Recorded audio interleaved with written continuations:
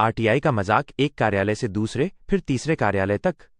नमस्कार दोस्तों, आप देख रहे हैं गब्बर आरटीआई ऑनलाइन और आज मैं आपको एक ऐसा मामला दिखाने जा रहा हूं जो ये बताता है कि कई बार सूचना का अधिकार अधिनियम 2005 के तहत मांगी गई सूचना को देने के बजाय आवेदक को एक कार्यालय से दूसरे और दूसरे से तीसरे कार्यालय तक घुमाया जाता है।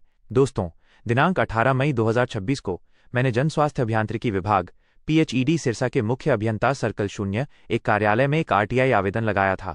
इस आरटीआई में मैंने जिला सिरसा के खंड ओढ़ा की ग्राम पंचायतों में वर्ष 2023 से 2025 तक बनाए गए water works, water tank, water shade और संबंधित निर्माण कार्यों की जानकारी मांगी थी।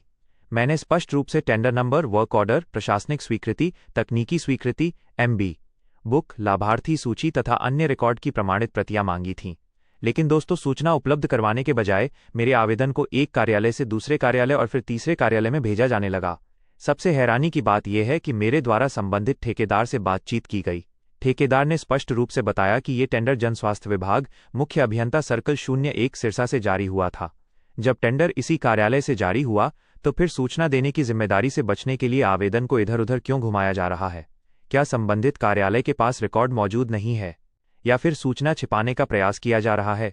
आरटीआई अधिनियम की धारा 6(3) का उद्देश्य नागरिक को राहत देना है, न कि उसे अनावश्यक रूप से विभिन्न कार्यालयों के चक्कर कटवाना। यदि रिकॉर्ड किसी कार्यालय के पास उपलब्ध है तो सूचना अधिकारी का दायित्व है कि वो समय सीमा के भीतर सूचना उपलब्ध करवाए। अब सवाल ये है कि जब विभाग और ठेकेदार दोनों स्तर पर जानकारी उपलब्ध है तो आम नागरिक को सूचना प्राप्त करने के लिए इतना संघर्ष क्यों करना पड़ रहा है?